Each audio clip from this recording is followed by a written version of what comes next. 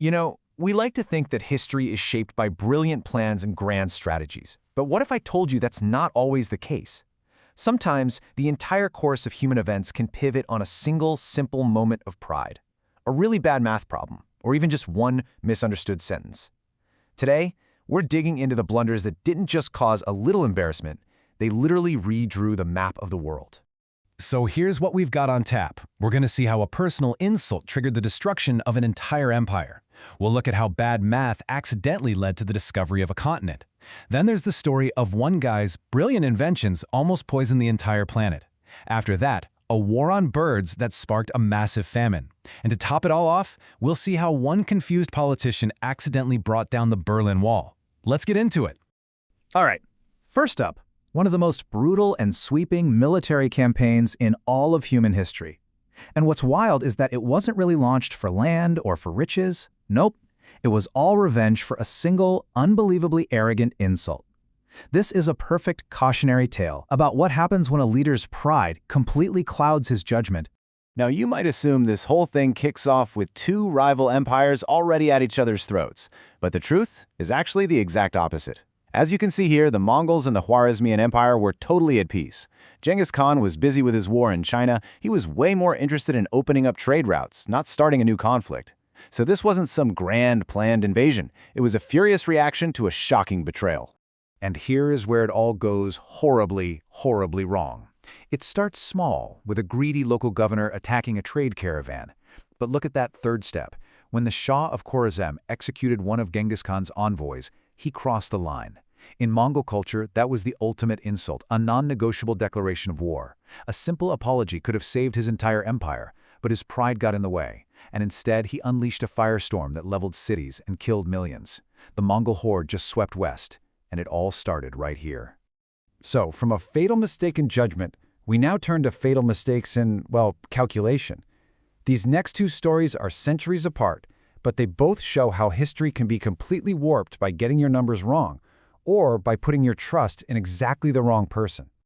This slide is fascinating because it shows how the same type of blunder can lead to completely opposite results. On the left, you've got Christopher Columbus. He was absolutely convinced the Earth was way smaller than all the experts at the time knew it to be.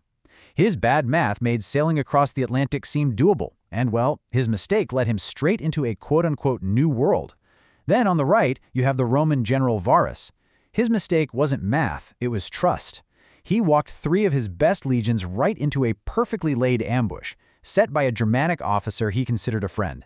The result wasn't discovery, it was annihilation, a defeat so devastating that Rome basically gave up on conquering Germania forever, permanently setting the border of their empire and shaping the future of Europe. You know, not all world-changing disasters are forged on the battlefield. Sometimes, the most catastrophic mistakes start quietly, in a laboratory, with an invention that everyone thinks is a miracle, only for us to discover its true, devastating cost decades later. So picture this. It's the 1920s, and car engines have this annoying problem called knocking. Along comes an inventor, Thomas Midgley Jr., with what seems like the perfect fix. Just add a little tetraethyl lead to the gasoline, and boom, it worked like a charm. But there were some early and pretty terrifying warning signs. Workers in the factories making the stuff were suffering from hallucinations, insanity, even death. But despite all that, it was marketed as totally safe, and leaded gasoline spread across the entire planet. And as if poisoning the world with lead wasn't enough, Midgley struck again. He helped invent Freon, the very first CFC. And again, it seemed like a miracle, a totally non-toxic chemical that was perfect for refrigerators and aerosol spray cans. Once again, it looked like a brilliant, safe invention that was going to make life better for everyone. So, here's the absolutely staggering legacy of those two miracle inventions. Leaded gasoline led to decades of global lead poisoning, which has been linked to brain damage and all sorts of health problems worldwide. And all those CFCs from refrigerators and spray cans? Well, they were busy ripping a massive hole on our planet's ozone layer. You know, the shield that protects all life on Earth from the sun's most harmful radiation. It's no wonder one historian grimly pointed out that Thomas Midgley Jr. had more of a negative impact on the atmosphere than any other single person in history. And then there's this final, bizarre twist. Midgley's talent for creating dangerous inventions eventually turned on him. After he was paralyzed by polio, he designed this really complex system of pulleys to help him get out of bed. In 1944, he got tangled in the ropes and was strangled to death by his own creation. Okay, our next blunder wasn't born from an invention or personal pride, but from pure ideology. This is the story of what happens when a government decides to completely ignore basic ecology and declares war on nature itself. The results, as you'll see, were absolutely catastrophic. So, in the late 1950s, Mao Zedong launched what was called the Four Pests campaign. The goal was pretty simple: eliminate rats, flies, mosquitoes, and sparrows. The logic, as you can see here, seemed straightforward enough. Sparrows eat grain, so if we get rid of the sparrows, we'll have more food. So millions of people were mobilized. They banged pots and pans for hours on end, making so much noise that the sparrows couldn't land anywhere, until they literally just fell out of the sky dead from exhaustion. But they forgot one tiny, crucial detail of how ecosystems work. Sparrows don't just eat grain, they also eat a ton of insects. So as this chart clearly shows, with their #1 natural predator almost completely gone, the locust population absolutely exploded. They swarmed across the countryside in biblical-level plagues, eating way more crops than the sparrows ever could have. The result wasn't prosperity. The result was the Great Chinese Famine, one of the deadliest famines in all of human history. This massive ecological blunder, combined with a few other terrible policies, led to the deaths of tens of millions of people. It's a horrifying lesson in the law of unintended consequences. For our final blunder, we're jumping ahead to 1989. The Berlin Wall, the most powerful symbol of the Cold War, had split a city in two for 28 years. And it wasn't brought down by armies or some grand treaty. It fell because of one tired, confused bureaucrat and a slip of the tongue during a press conference.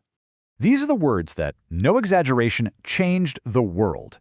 An East German official named Günter Schabowski was handed a memo about new travel regulations right before he walked on stage for a press conference. He hadn't really read it properly. So when a reporter asked him when these new rules would take effect, Schabowski, kind of flustered and shuffling through his papers, just looked up and guessed. He said, "As far as I know, immediately." What happened next was just a chaotic, beautiful, unstoppable chain reaction. The second Schabowski's words hit the airwaves, thousands of East Berliners flooded the checkpoints at the wall. The border guards had no idea what was going on. They hadn't been given any orders. As you can see from this timeline, they were faced with these huge expectant crowds, and they were getting radio silence from their commanders. So they made a decision that changed history. They opened the gates. The whole revolution was basically an accident, and it all happened in just a few hours. So, from an emperor's wounded pride to a bureaucrat's public gaffe, history really does turn on these tiny, incredibly human moments. It just goes to show you that the future isn't always forged in war rooms or by brilliant leaders. Sometimes it's shaped by simple, unpredictable, and powerful human error. And that leaves you with a kind of chilling thought, doesn't it? What small blunder happening right now in a lab or at a press conference or in a boardroom will one day end up defining the world that we live in?